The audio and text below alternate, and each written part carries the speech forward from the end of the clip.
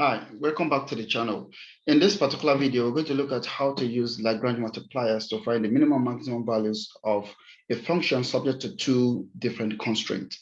Now, let's build the method up, and then let's see how we can use the method to finish this problem, right? So basically, we want to minimize or maximize this function, f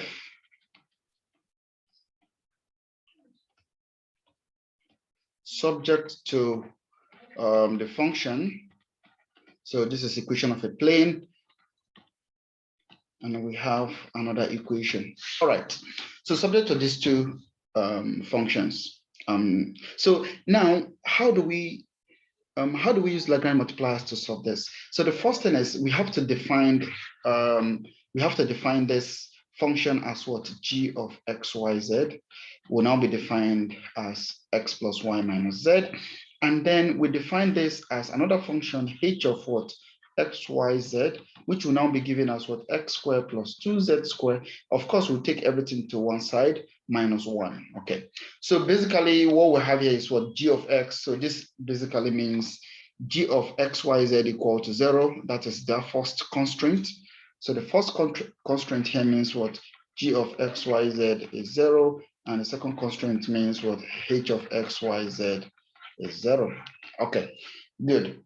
Now, how do we use Lagrange multipliers to solve this? So step 1 in this process is we need to find the gradient of the function, right? We need to find the gradient of this function f, and we have to equate it to this multipliers multiplied by the gradient of g plus another multiplier multiplied by the gradient of h. Okay, now this is the first set of equations that we have to solve, together with what? G being equal to 0 and h being equal to 0. So we need to solve all these three equations simultaneously in order to find the values of what? So we are going to find the values of what? Lambda, mu, x, y, z, right? While we solve these equations. Okay, let's get started on the in this first process. Okay, so the first thing is what? Find the partial derivatives of this function with respect to x, respect to y, respect to z. So notice that what we mean by this gradient of this function is just the vector fx, fy, fz, where these are the partial derivatives with respect to x, y, and z. And then this is defined the same way, g of y, g of z, okay? And the same thing for h, right? So h of x, hy, hz. Okay, good. Now that we have this, so let's quickly do that. So let's quickly find these values, evaluate each of this. Now, the gradient of f, now if you look at f is what? 3x minus y minus 3z. This is f. So the partial derivative with respect to x will just be given as what? 3. With respect to y is what? Minus 1. With respect to z is minus 3. And let's look at g. The partial derivative with respect to, so we can focus on g here. So the partial derivative with respect to x is just 1, with respect to y is also 1, with respect to z is minus 1. And let's look at h. The partial derivative with respect to x is 2x, with respect to y is 0 because there's no y there, and with respect to z we have 4z, right? Good. Now we can now build the first equation. So the first equation is saying this gradient of f must be equal to, so you say the gradient of f must be equal to lambda gradient of g plus mu the gradient of h. Okay, so when you expand this, what basically you have to do is what? The first component must be equal to the first component here plus the first component here, because we are adding these vectors together, and the left hand side must be equal to the right hand side. So we must have 3 must be equal to lambda times 1, lambda plus 2x mu. Now the second component would be what? minus 1, and this should be equal to the sum of the second components here, which means lambda times 1, which is lambda, then plus mu times 0, which is 0. So that just means lambda is minus 1. And then the third component is minus 3, and that should be equal to, so this one must be equal to lambda times minus 1, which will have minus lambda, plus mu times 4z, which is plus 4 mu z. Very nice. So now, what can we say about this 3? So we need to solve this thing simultaneously. All we have so far is what? Lambda must be equal to what? Minus 1. So lambda is what? Minus 1. Now substitute this into this equation. That would mean that what? 3 must be equal to minus 1 plus 2x mu, which means that what? 4 equal to 2x mu, which means that what?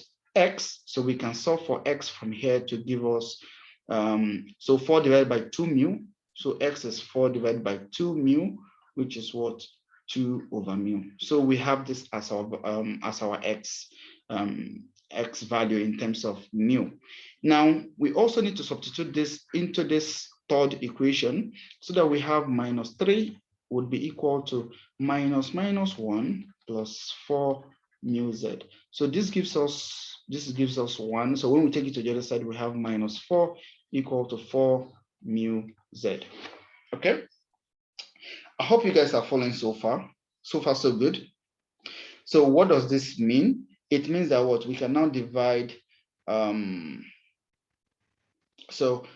means that we can now divide both sides by 4 mu to get z. So z will be minus 4 over 4 mu, which is just minus 1 over mu. Perfect. Okay, so this is where we are.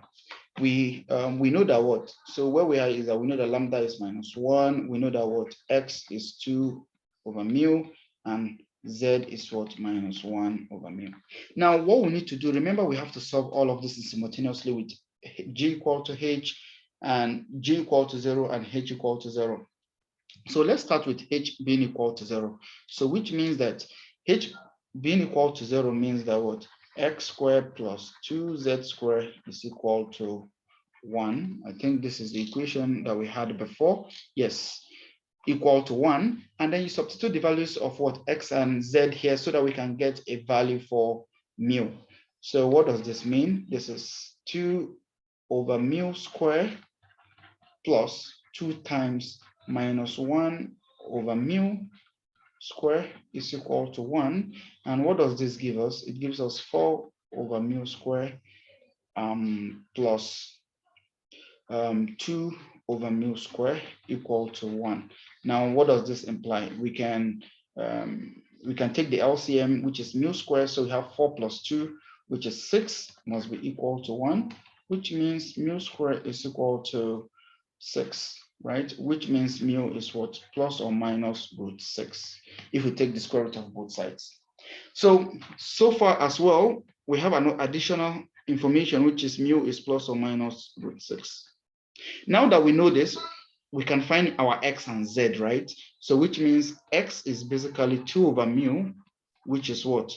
So you basically have two sets of solutions, but let's just check back to make sure that what we have not made any mistake in this calculation.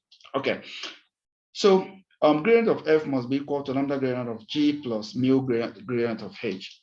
Nice. And then we also have to solve g equal to 0 and h equal to 0. Okay, now gradient of f is just 3 minus 1 minus 3, and gradient of g is just 1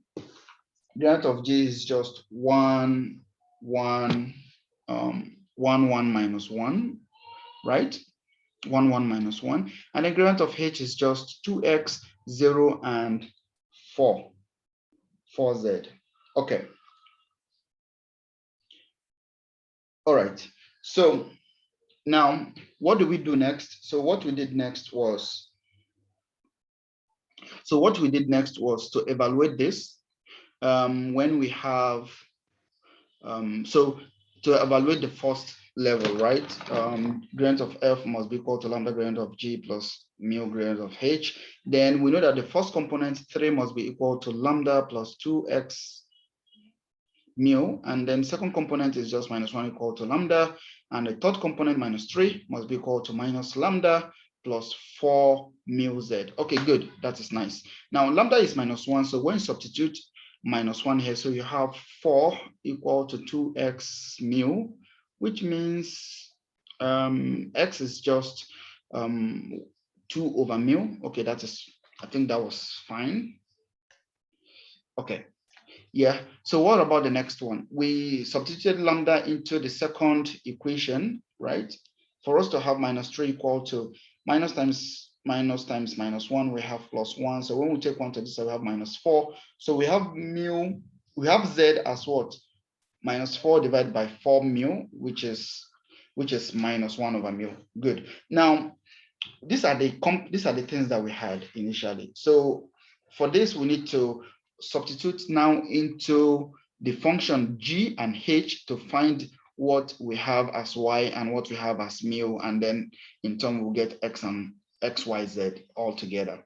So first of all, we started with g of h of x being, h of x, y, z being equal to 0, which gives us this equation.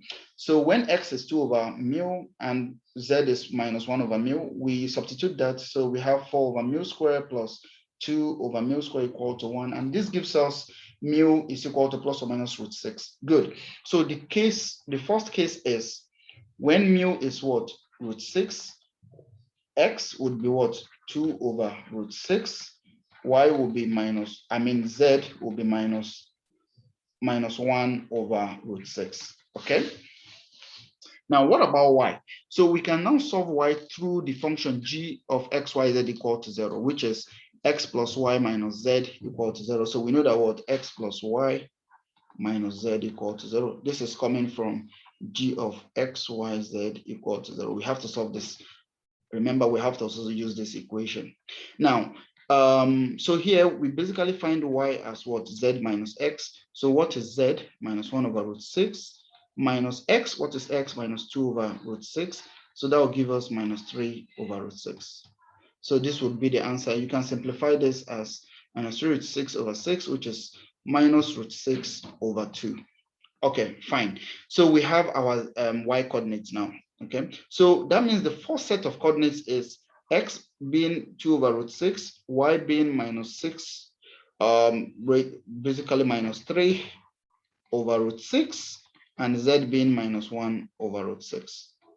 Okay, this is our first set of points. Okay, what about the second case? So it's case 2. So this was case 1. Case 2 is when mu is what? -√6, and this will give us x as what? It was 2 over mu, so that will be 2 over -√6, and then your z is what? I think z was what? We got z as -1 over mu, so that will be -1 over, what is mu? Mu is -√6, so that will give us 1 over √6. So then we can now get y. Don't forget again, solving g of x, y, z equal to 0 again would give us y as what? Z minus x, which is what? Which is equal to, what is z? 1 over √6 minus x, and what is x? -2 over √6. So that will be 1 over √6 plus 2 over √6, and that is 3 over √6. So our second set of points will be x coordinate is -2 over √6, y coordinate is 3 over √6, and z coordinate is 1 over √6. All right, so now that we have this, finally, so it is at this point that we either have minimum or maximum, right? So now let's check which one will give us the minimum and which one will give us the maximum.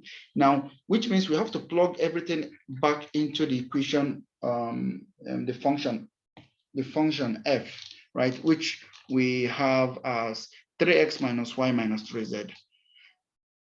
So 3x minus y minus 3z.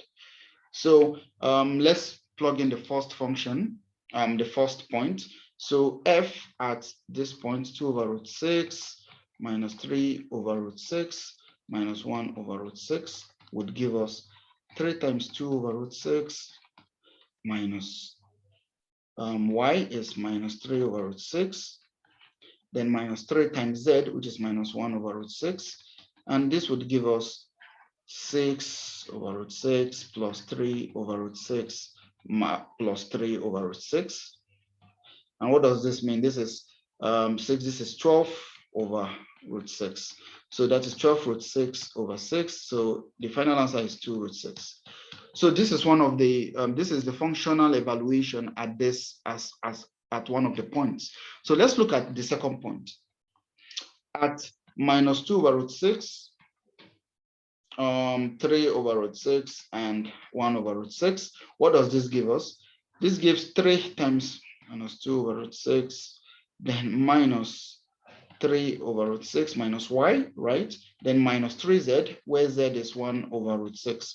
So when you calculate this, you have minus 6 over root 6, minus 3 over root 6, then minus 3 over root 6.